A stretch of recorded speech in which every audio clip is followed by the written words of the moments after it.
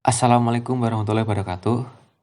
Perkenalkan kami dari kelompok 5 yang beranggotakan yang pertama Farida Nur Kamilia, yang kedua Muhammad David, dan yang ketiga Muhammad Ivan Arif Kurniawan. Di video kali ini kita akan membahas tentang ibadah haji dan permasalahannya.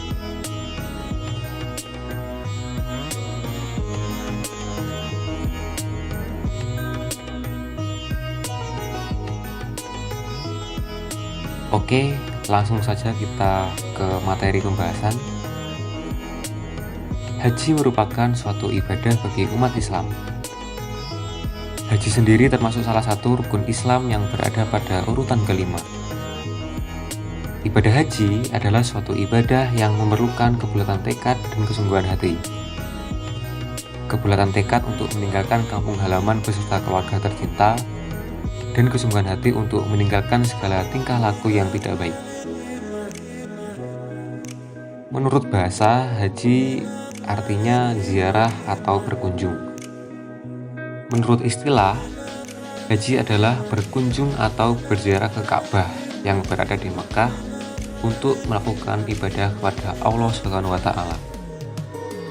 Dengan melakukan tata cara pelaksanaan ibadah haji yang telah ditentukan secara berurutan, dimulai dari ihram, wukuf di Arafah, tawaf, sa'i, mabit di Musdalifah dan Mina, melontar jumroh, dan terakhir melakukan tahallul. Berdasarkan penjabaran tersebut, dapat disimpulkan bahwa haji merupakan suatu ibadah yang memiliki tata cara tersendiri dengan waktu yang telah ditentukan.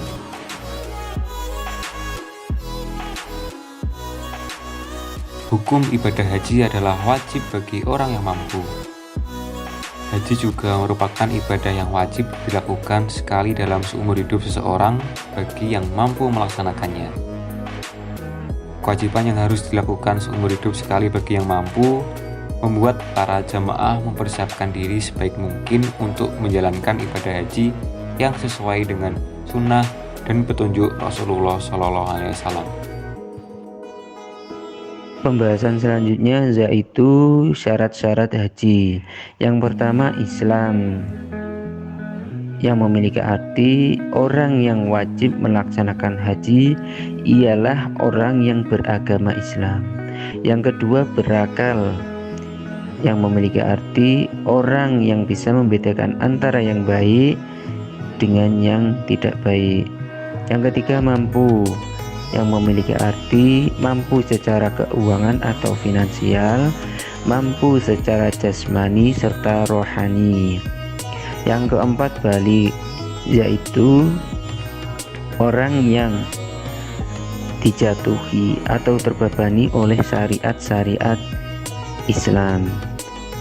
Yang terakhir yaitu merdeka, yang memiliki arti dapat melaksanakan atau melakukan haknya tanpa harus ada persetujuan dari orang lain.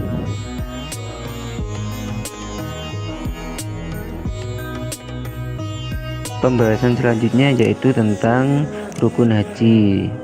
Rukun haji terbagi menjadi 5. Yang pertama ihram, kedua wukuf, ketiga tawaf, 4 sa'i, dan yang terakhir tahallul. Rukun haji yang pertama yaitu ihram. Menurut syariat Islam, ihram adalah menetapkan niat untuk mengerjakan ibadah haji dengan memakai pakaian ihram dan dimulai dari suatu tempat dan waktu yang telah ditentukan, yang diistilahkan dengan miqat. Penamaan ihram ini sesuai dengan praktik pelaksanaannya, karena pada saat dimulainya haji sampai berakhirnya ada hal-hal tertentu yang halal kemudian diharamkan selama dalam proses mengerjakan rukun haji ini. Yang kedua, wukuf, hadir di padang Arafah pada tanggal 9 saat tergelincirnya matahari sampai terbit fajar tanggal 10 Dzulhijjah. Rukun haji yang ketiga yaitu tawaf.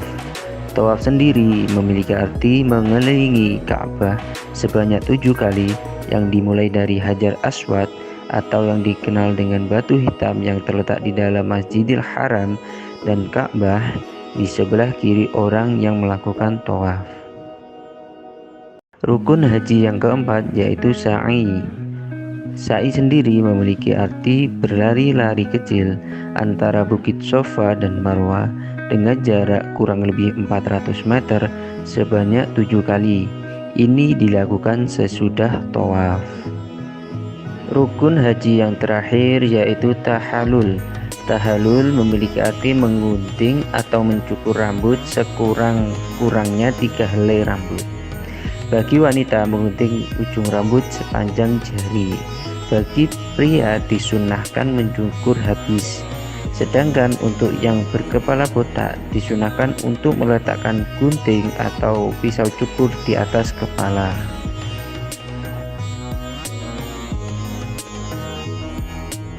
Macam-macam pelaksanaan haji. Yang pertama, haji ifrad. Ifrad artinya menyendirikan. Jika memilih melaksanakan haji ifrad, maka seorang jemaah haji melaksanakan ibadah haji saja dan tidak melakukan ibadah umroh. Mereka yang melaksanakan haji ifrad tidak dikenakan dam atau denda. Yang kedua, haji qiran. Qiran memiliki makna berteman atau bersamaan. Jemaah haji yang melakukan haji qiran akan melakukan ibadah haji dan umroh secara bersamaan. Hal ini dilakukan dengan sekali niat sekaligus untuk haji dan umroh. Namun jemaah diharuskan membayar dam.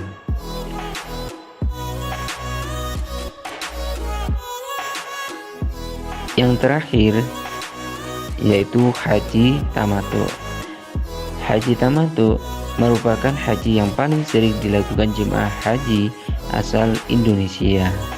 Mereka yang memilih haji tamattu akan melakukan ibadah haji setelah melaksanakan umroh. Haji tamattu disebut lebih mudah dilakukan jika dibandingkan dua jenis lainnya. Alasannya, setelah selesai tawaf dan umroh, lalu tahallul dan bebas dari larangan saat ihram, sama seperti haji qiran. Jemaah yang melakukan haji tamattu wajib membayar dam atau denda dengan menyembelih seekor kambing atau jemaah menggantinya dengan puasa 10 hari.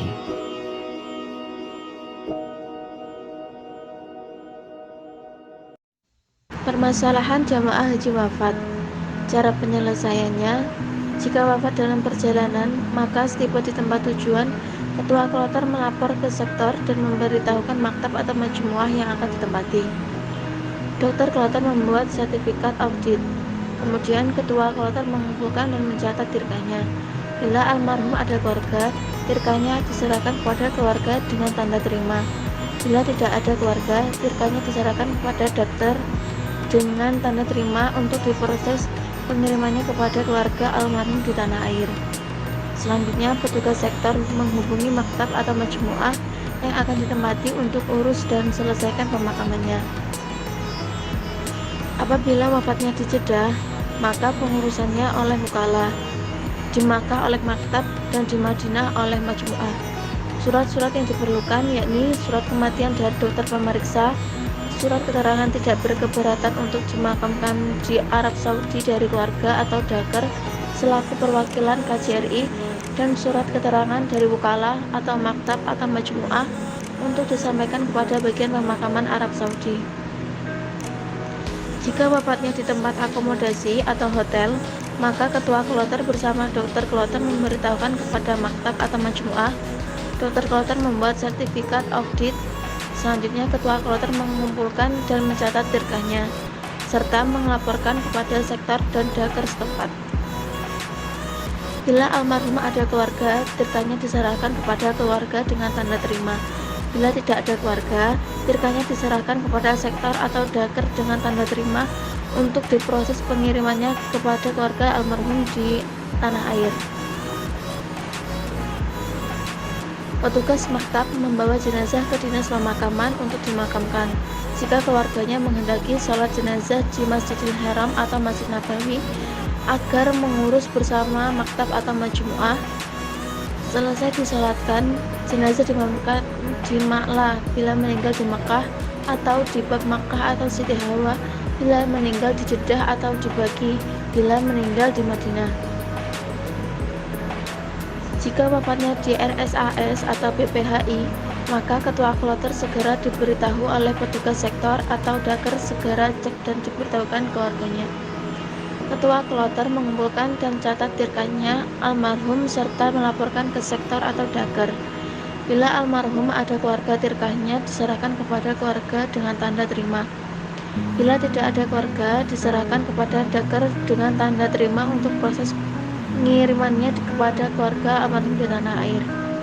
Selanjutnya, petugas sektor atau daker memberitahukan kepada maktab atau majmuah untuk proses pemakaman.